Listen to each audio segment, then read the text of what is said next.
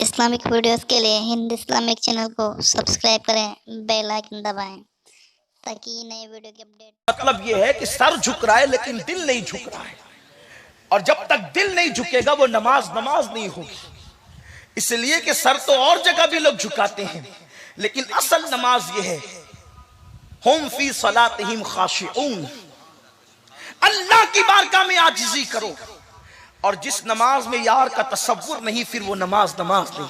कुरान नमाज का फलसफा यूं बयान करता है, अकीमिस सलात अले ज़िक्री, अल्लाह की याद के लिए नमाज कायम करो। पूरी नमाज हो गई अल्लाह अकबर से बस सलाम तक, और खुदा की याद तक ना आई, फिर वो नमाज कैसी? ऐसी नमाजों के लिए मेरे नबी ने फरमाया कि जो नमाजें गुनाहों से नहीं रोकती वो नमाजें अल्लाह से दूर कर देती है। आज की नमाजें क्या लोगों को अल्लाह से दूर नहीं कर रही है? इसका मतलब नमाजों में खुशू नहीं है। कुरान ने नमाज के बारे में कहा, तवज्जे, वला तक़रबुस सलाह व अंतुम सुकारा।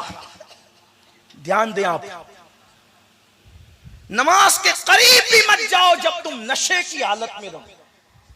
और आगे कहा गया, उस वक्त तक जब तक के जो कह रहे हो समझने न लगो। जो कह रहे हो, तवज्जो मेरी बात पे ध्यान देना, जो कह रहे हो जब तक समझने न लगो उस वक्त तक नमाज के करीब नहीं आना। खुसूसियत के साथ ये बात नशे के लिए बयान की गई, और नशे से मुराद हम लेते हैं शराब का नशा। इसका पस मंजर यही है कि जब तुम नशे की हालत में रहो तो नमाज के करीब नहीं आना। लेकिन सूफिया बहुत ऊंची बात करते हैं, अगर बंदा शराब के नशे में है तो कहा जा रहा है कि करीब मत आना नमाज के। कब तक? जब तक जो बोल रहा है तो वो समझने न लगे। तो उस शराब के नशे वालों को सिर्फ थोड़ी रोका गया है, जिनको पैसे का नशा है उनको भी रोका गया, जिनको दुकान का नशा है उनको भी रोका गया, जिनको औलाद का नशा है उनको भी रोका गया, जिनको कारोबार का नशा है उनको भी रोका गया। हर नशे वाले को रोक दिया गया नमाज के करीब ना आना। कब तक?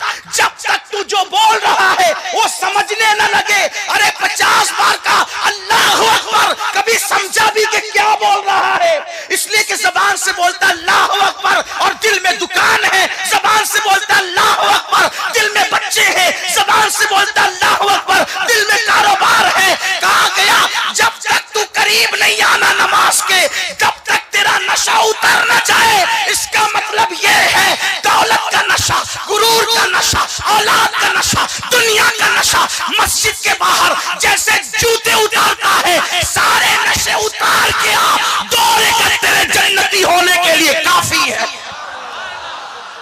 ये एक सजदा जिसे तू गिरा समझता है, हजारों सजदों से देता है आदमी को निजात। एक ही सजदे की बात है, नशे से तो निकल। एक बुत बगल में ले जाने वाला मुजरिम है, हजारों बुत दिल में लाने वाले के बारे में क्या ख्याल है? ये जब तक के मैं का बुत मस्जिद के बाहर पास नहीं करोगे उस वक्त तक तुम्हारी नमाज तुम्हें फायदा नहीं देगी।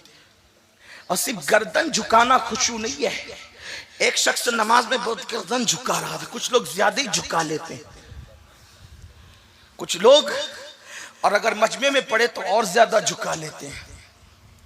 इल्ला माशाल्लाह, मैं किसी की नियत पे शक नहीं करता। गर्दन झुका रहा था, बहुत गर्दन। फारूक आजम ने उसकी गर्दन पे मुक्का मार के कहा, और याकार, गर्दन में तकवा नहीं है, तकवा दिल में है।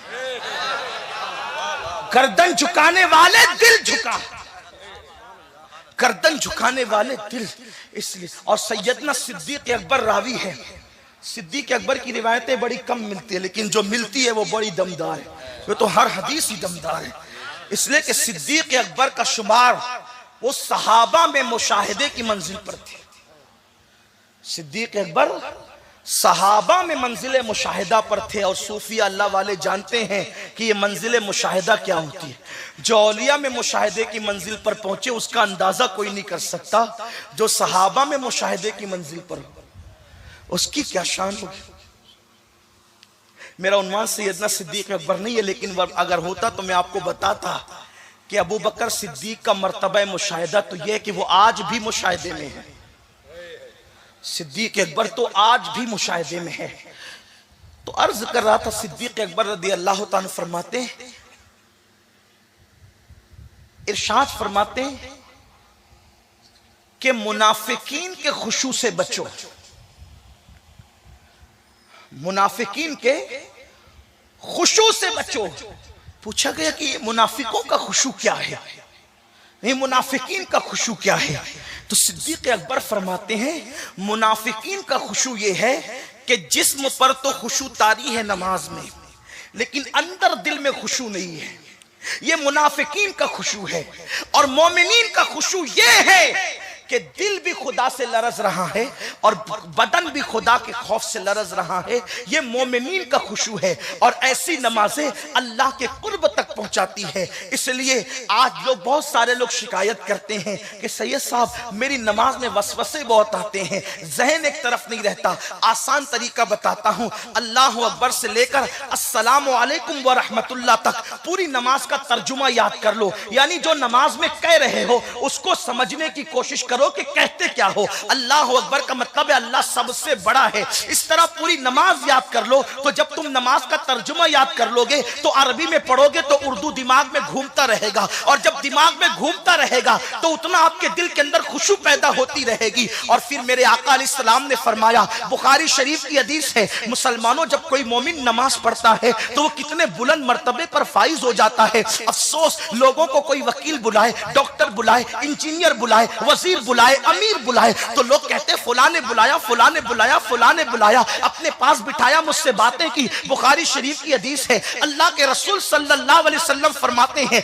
जब तुम नमाज में रहते हो तो काबे और तुम्हारे दरमियान तुम्हारा खुदा रहता है। हुजूर फरमाते काबे और तुम्हारे दरमियान वो अल्लाह जो जहद से पाक है, वो अल्लाह जो समत से पाक है, वो अल्लाह जो आने जाने से पाक है, वो अल्लाह जो ज़मान और मकान से पाक है। मेरे नबी ने फरमाया जैसा कि उसकी शान है तुम्हारे और काबे के दरमियान तुम्हारा अल्लाह होता है। इसलिए जो है जब तुम नमाज में खड़े हो तो आसमान की तरफ नजरें मत उठाया करो, नमाज में खड़े हो इधर उधर नजरें मत उठाया करो। अरे क्या ख्याल है, मैं तकरीर कर रहा हूँ, एक तालिबे इल्म हूँ, आपका खातिम हूँ, आपकी जुतियां सीधी करने वाला हूँ। बोलो मैं तकरीर कर रहा हूँ, सारे लोग मेरी तरफ देख रहे हैं, कोई इधर उधर अल्हम्दुलिल्लाह नहीं देख रहा है। लेकिन मुझे हैरत है कि रब हमारे सामने हो और हम इधर देखे उधर देखे। बोलो ये रब की बेअदबी है कि नहीं है? अल्लाह रब्बुल इज्जत आमने सामने और जिहद से पाक है। लेकिन अल्लाह के रसूल ने फरमाया जब तुम नमाज में होते हो तो तुम्हारा खुदा तुम्हारे सामने होता है,